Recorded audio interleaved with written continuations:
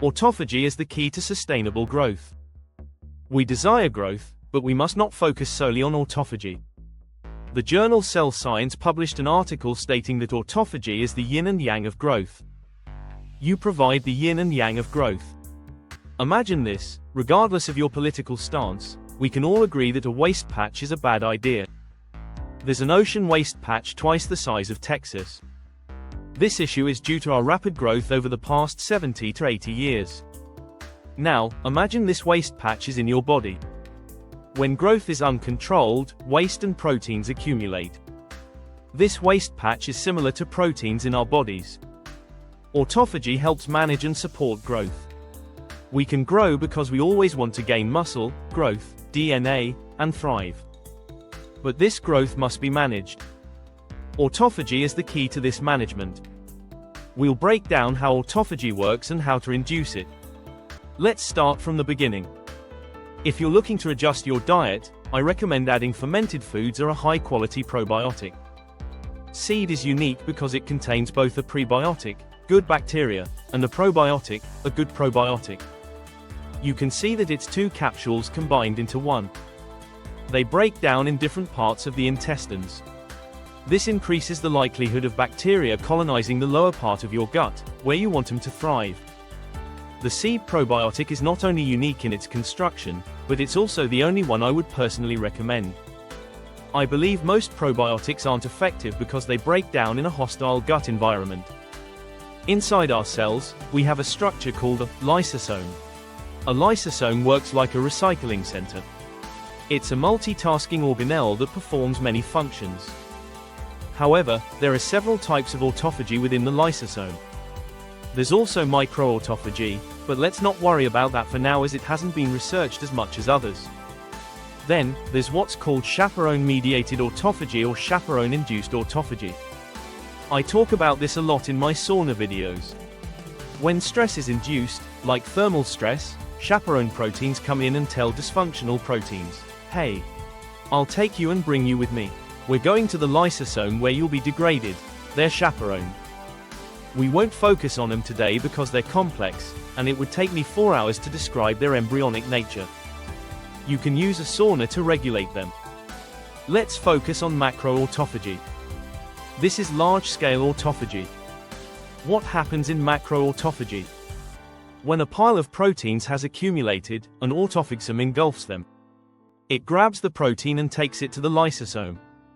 Imagine a barge heading out to sea, collecting plastic waste from the chaos, and bringing it back to land for processing.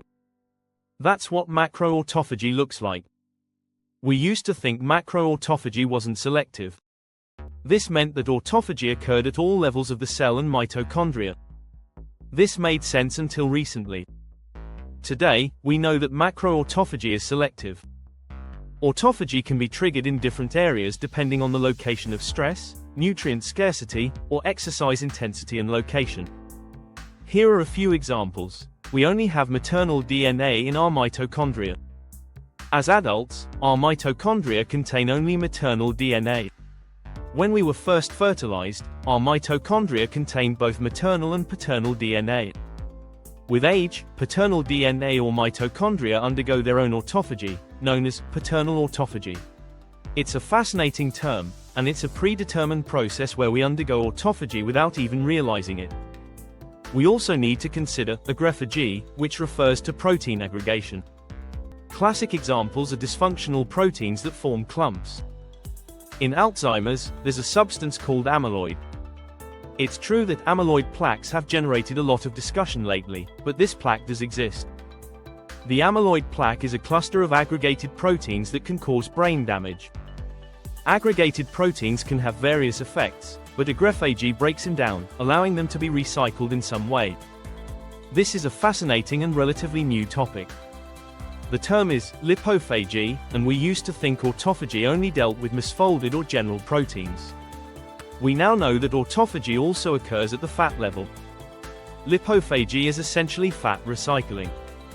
In cases of nutrient scarcity, especially when you're hungry or undergoing severe calorie restriction, your body breaks down fats into more usable forms, independent of the typical fat-burning or oxidation catalysts.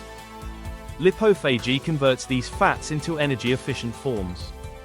Essentially, autophagy is a process that helps create more fat to use as fuel. It's also beneficial during fasting because it provides extra energy and fuel to help burn fat. Interesting studies have shown that when lipophagy is hindered, like if it's stopped, excess fat can accumulate in areas like the liver, leading to fatty liver disease. Fascinating stuff.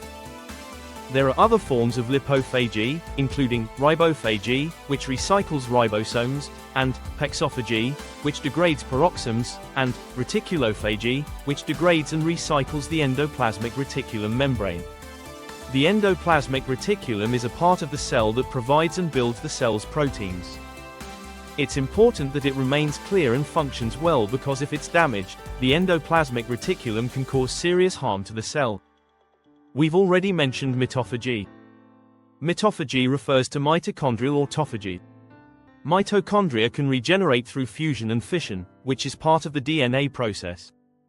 Mitophagy is a distinct process that helps free up space to create more mitochondria. Exercise increases mitochondrial density through fusion and fission. Now, let's get to the point. How do we stimulate autophagy?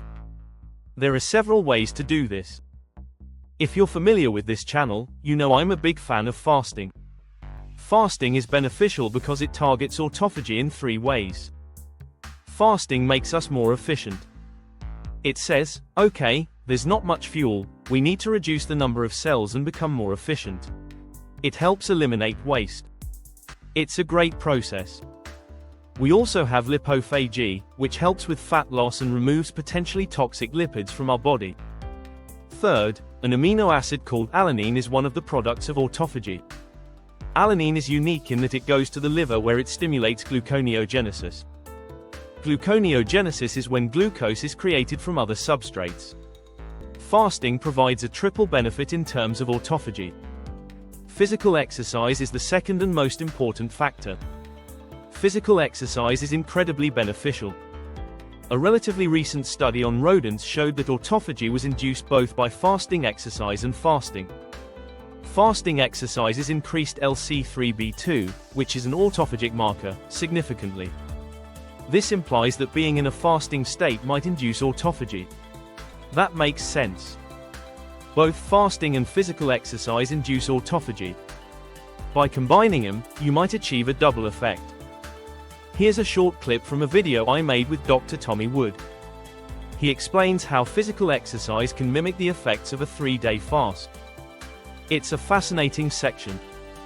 If we look at autophagy research in humans, 60 minutes of low-intensity aerobic exercise, around 50 to 60% of maximum oxygen consumption, VO2, can increase autophagy as much as a 72-hour fast. Another study showed that 8 weeks of resistance training increased autophagy throughout the day, not just during exercise. Aerobic exercise seems to increase autophagy, even if you're intermittently fed during the workout. If you consume small amounts of glucose during exercise, your autophagic response will be so strong that the negative effects of food on autophagy will be cancelled out.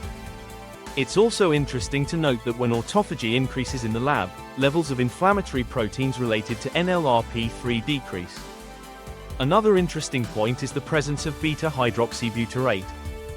Whether you use exogenous ketones or follow an intermittent ketogenic diet, the presence of beta-hydroxybutyrate, a ketone, seems to induce autophagy regardless of nutrient scarcity. Even without a caloric shortage, ketones seem to increase autophagy. Looking at the research, you'll see an increase in autophagic markers in the brain. This could be one of the many powerful links between epilepsy and ketones. We know that ketones are beneficial for epilepsy and that the ketogenic lifestyle is well known. But is it the ketones or the absence of carbohydrates that makes the difference? Ketones are fuel for the brain. Or do they increase autophagy, which in turn influences certain brain activities related to epilepsy? It's